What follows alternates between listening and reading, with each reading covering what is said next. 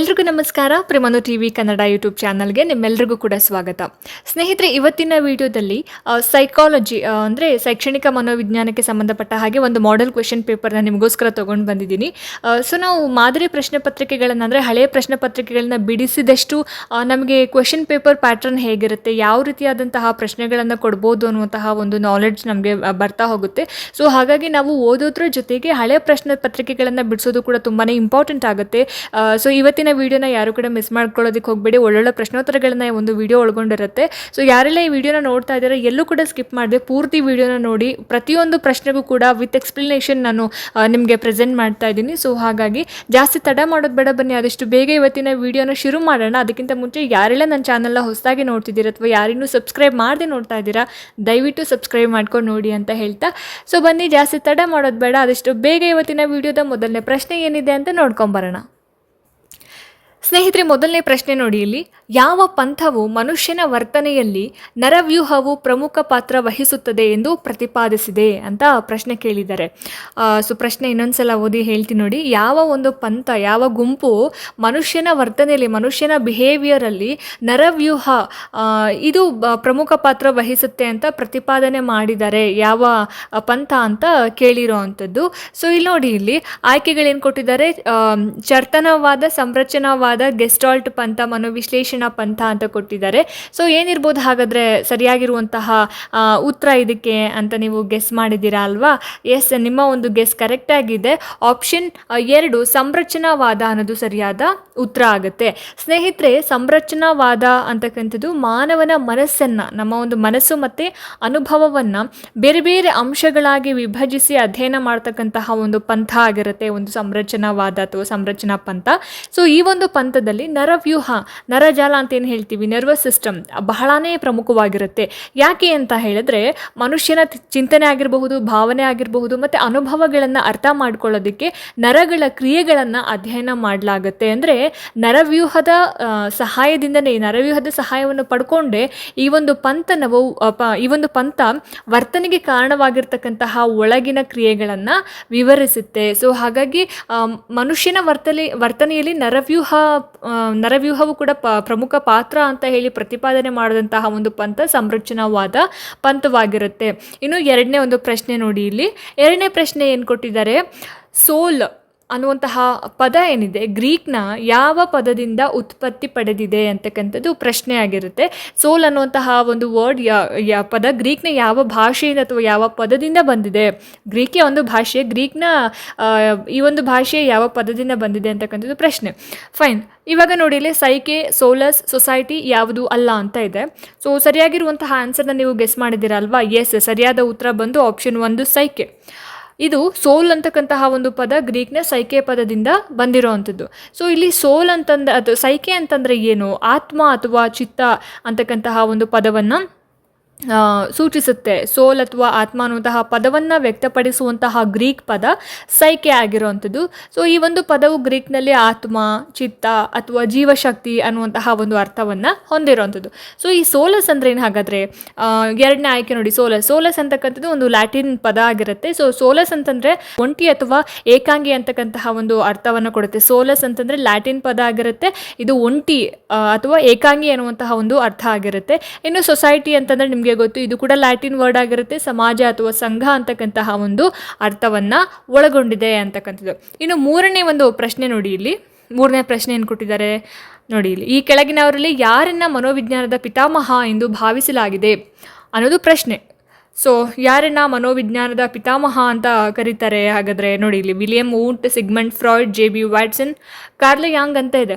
ಏನಿರ್ಬೋದು ಹಾಗಾದರೆ ಸರಿಯಾಗಿರುವಂತಹ ಉತ್ತರ ಅಂತ ಹೇಳಿದರೆ ಮನೋವಿಜ್ಞಾನದ ಪಿತಾಮಹ, father of psychology, option 1 William Wundt ಅಂತ ಇದೆ.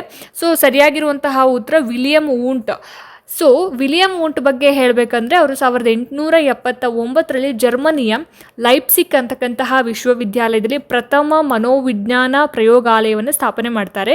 ಇದರಿಂದ ಮನೋವಿಜ್ಞಾನವು ತತ್ವಶಾಸ್ತ್ರದಿಂದ ಪ್ರತ್ಯೇಕವಾಗಿ ಒಂದು ವಿಜ್ಞಾನ ಶಾಖೆಯಾಗಿ ರೂಪುಗೊಳ್ಳುತ್ತೆ. ಸೊ ಈ ಒಂದು ಕಾರಣದಿಂದ ಅವರನ್ನು ಮನೋವಿಜ್ಞಾನದ ಪಿತಾಮಹ ಅಂತ ಹೇಳಿ ಕರೀತಾರೆ. ಇನ್ನು ಸಿಗ್ಮಂಡ್ ಫ್ರಾಯ್ಡ್ ಅಂತ ಬಂದಾಗ ಇವರು ಮನೋವಿಶ್ಲೇಷಣಾತ್ಮಕ ಪಂಥದ ಸ್ಥಾಪಕರಾಗಿರ್ತಾರೆ. ಅವರು ಮಾನವ ಅಚೇತನ ಮನಸ್ಸಿನ ಅಧ್ಯಯನದಲ್ಲಿ ಒಂದು ಪ್ರಮುಖವಾಗಿರುವಂತಹ ಪಾತ್ರವನ್ನು ವಹಿಸ್ತಾರೆ. ಇನ್ನು ಜೆ ಬಿ ವ್ಯಾಟ್ಸನ್ ಅಂತ ಬಂದಾಗ ಇವರು ಬಿಹೇವಿಯರಿಸಮ್ ಪಂಥದ ಪ್ರಾರಂಭಕರಾಗಿರ್ತಾರೆ. ಮಾನವನ ಹೊರಗಿನ ವರ್ತನೆಯ ಅಧ್ಯಯನಕ್ಕೆ ಒತ್ತನ್ನು ನೀಡುವಂಥದ್ದು. ಹಾಗಾಗಿ ಈ ಒಂದು ಪ್ರಶ್ನೆಗೆ ವಿಲಿಯಂ ಊಂಟ್ ಅನ್ನೋದು ಸರಿಯಾದ ಉತ್ತರ ಆಗಿರುತ್ತೆ.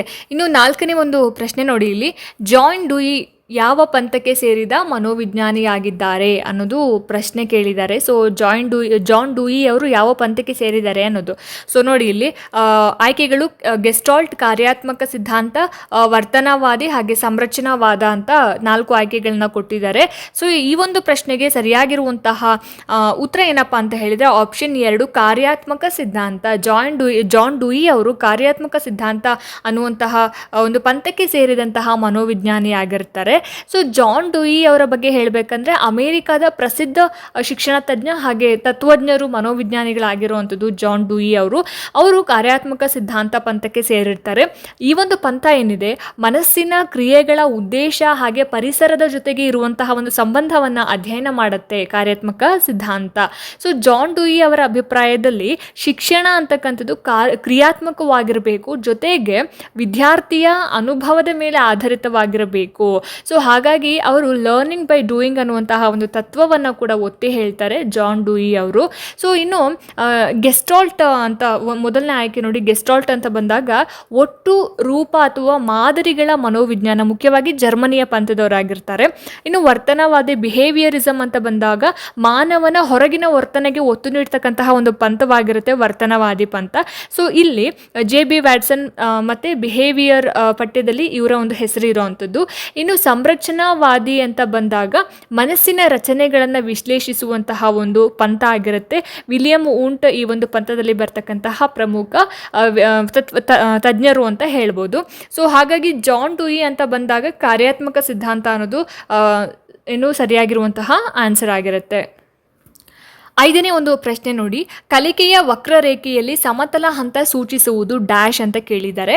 ಆಪ್ಷನ್ಸ್ನ ನೋಡಿ, ನಿಧಾನ ಕಲಿಕೆಯನ್ನು, ಶೀಘ್ರ ಕಲಿಕೆಯನ್ನು, ಸ್ಥಗಿತ ಕಲಿಕೆಯನ್ನು, ಸಾಧಾರಣ ಕಲಿಕೆಯನ್ನು ಅಂತ ಇದೆ. ಸೊ ಕಲಿಕೆಯ ವಕ್ರರೇಖೆಯಲ್ಲಿ ಈ ಒಂದು ಸಮತಲ ಹಂತ ಏನನ್ನು ಸೂಚಿಸುತ್ತೆ ಅಂತ ಹೇಳಿದ್ರೆ ಆಪ್ಷನ್ 3 ಸ್ಥಗಿತ ಕಲಿಕೆಯನ್ನು ಅನ್ನೋದು ಸರಿಯಾದ ಆನ್ಸರ್ ಆಗಿರುತ್ತೆ. ಇನ್ನು ಮುಂದಿನ ಒಂದು ಪ್ರಶ್ನೆ 6ನೇ ಪ್ರಶ್ನೆ ನೋಡಿ, ದಣಿವು ಏನನ್ನು ಸೂಚಿಸುತ್ತದೆ ಎಂದರೆ, ದಣಿವು ಅಂತಂದರೆ ಆಯಾಸ ಏನನ್ನು ಇಂಡಿಕೇಟ್ ಮಾಡುತ್ತೆ?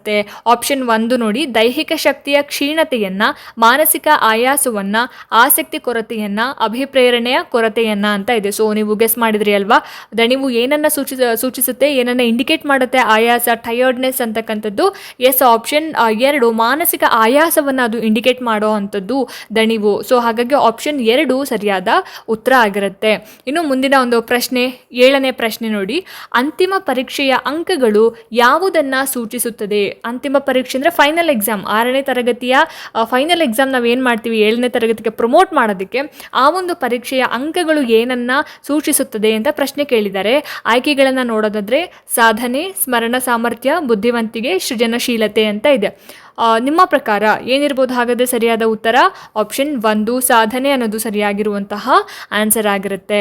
ಮುಂದಿನ ಪ್ರಶ್ನೆ 8ನೇ ಪ್ರಶ್ನೆ, ಹತಾಶೆಗೆ ಕಾರಣ ಏನು? ಹತಾಶೆ ಆಗೋದಕ್ಕೆ ಏನು ಕಾರಣ ಅನ್ನೋದನ್ನ ಪ್ರಶ್ನೆ ಮುಖಾಂತರ ಕೇಳಿದ್ದಾರೆ. ಏನು ನೋಡಿ ಇಲ್ಲಿ ಆಯ್ಕೆಗಳನ್ನು ನೋಡ್ತಾ ಹೋಗೋದಾದರೆ ನಿರೂಪಿತ ಗುರಿ, ಉತ್ತೇಜನಗಳು, ಅಡೆತಡೆಗಳು, ಆಕ್ರಮಣಕಾರಿ ಪ್ರವೃತ್ತಿ ಅಂತ ಕೇಳಿದ್ದಾರೆ. ಸೊ ಏನಿರ್ಬೋದು ಹಾಗಾದರೆ ಹತಾಶೆಗೆ ಏನು ಕಾರಣ ಇರ್ಬೋದು? ನಿರೂಪಿತ ಗುರಿ ಅನ್ನೋದು ಸರಿಯಾಗಿರುವಂತಹ ಉತ್ತರ ಆಗಿರುತ್ತೆ. ಇನ್ನು 9ನೇ ಒಂದು ಪ್ರಶ್ನೆ ನೋಡಿ, ಶೈಕ್ಷಣಿಕ ಮನೋವಿಜ್ಞಾನವು ಏನನ್ನು ಅಧ್ಯಯನ ಮಾಡುತ್ತದೆ ಎಂದರೆ ಡ್ಯಾಶ್.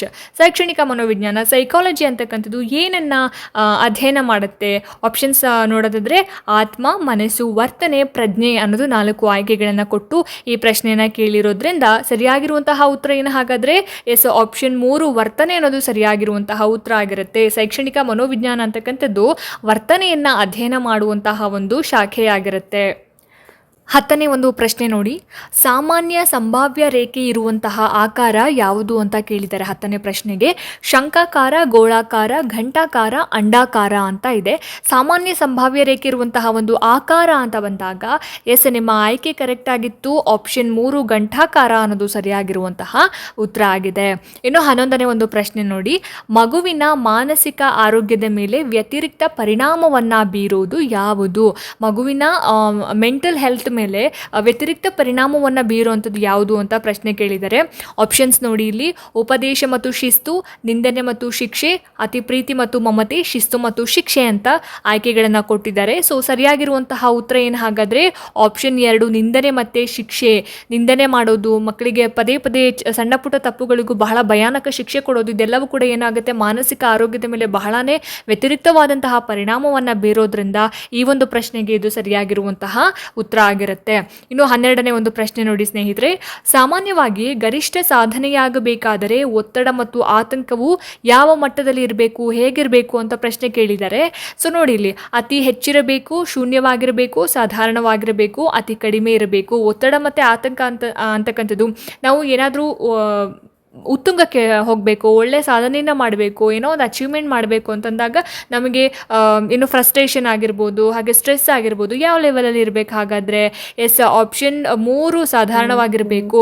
ಅತಿ ಹೆಚ್ಚಿಗೆನೂ ಕೂಡ ಇರೋ ಹಾಗಿಲ್ಲ, ಶೂನ್ಯವಾಗಿಯೂ ಕೂಡ ಇರಬಾರ್ದು, ಅತಿ ಕಡಿಮೆನೂ ಕೂಡ ಇರಬಾರ್ದು. ಸಾಧಾರಣವಾಗಿ ಇದ್ದರೆ ನಾವು ಅಂದ್ಕೊಂಡಿರೋದನ್ನು ಸಾಧಿಸಬಹುದಾಗಿರುತ್ತೆ. 12ನೇ ಪ್ರಶ್ನೆಗೆ ಆಪ್ಷನ್ 3 ಸರಿಯಾಗಿರುವಂತಹ ಉತ್ತರ ಆಗಿರುತ್ತೆ. ಇನ್ನು 13ನೇ ಒಂದು ಪ್ರಶ್ನೆ: IQ ಅಂದರೆ ಇದು ಬುದ್ಧಿಶಕ್ತಿ ಸೂಚ್ಯಾಂಕ ಯಾವ ರೀತಿಯಾಗಿ ನಾವು ಕ್ಯಾಲ್ಕುಲೇಟ್ ಮಾಡೋದು ಅನ್ನೋದ್ರ ಬಗ್ಗೆ ಬಹಳನೇ ಪ್ರಶ್ನೆಗಳು ಕೇಳ್ತಾನೆ ಇರ್ತಾರೆ. IQ ಬಗ್ಗೆ ಕೇಳ್ತಾ ಇರ್ತಾರೆ. ಸೊ ಇಲ್ಲಿನೂ ಕೂಡ ಅದ್ರ ಬಗ್ಗೆ ಕೇಳಿದ್ದಾರೆ, ಇಂಟೆಲಿಜೆನ್ಸ್ ಬಗ್ಗೆ. ನೋಡಿ, ಮಾನಸಿಕ ವಯಸ್ಸು 16 ವರ್ಷಗಳಿದ್ದು ಬೌದ್ಧಿಕ ವಯಸ್ಸು 14 ವರ್ಷವಾಗಿರುವ ವಿದ್ಯಾರ್ಥಿಯ ಬುದ್ಧಿಶಕ್ತಿಯ ಗುಣಾಂಶವು ಅಂದರೆ IQ ಎಷ್ಟಾಗಿರುತ್ತೆ ಅಂತ. ಸೊ ಇದನ್ನು ನಾವು ಹಾಗೆ ಮಾಡೋದಕ್ಕಾಗೋದಿಲ್ಲ, ಒಂದು ಸೂತ್ರದ ಮುಖಾಂತರ ಮಾಡಬೇಕು. ನಾನು ಲಾಸ್ಟ್ ವಿಡಿಯೋದಲ್ಲಿ ನಿಮಗೆ ಸೂತ್ರ ಯಾವ ರೀತಿ ಇರುತ್ತೆ ಅಂತ ಹೇಳ್ಕೊಟ್ಟಿದ್ದೆ.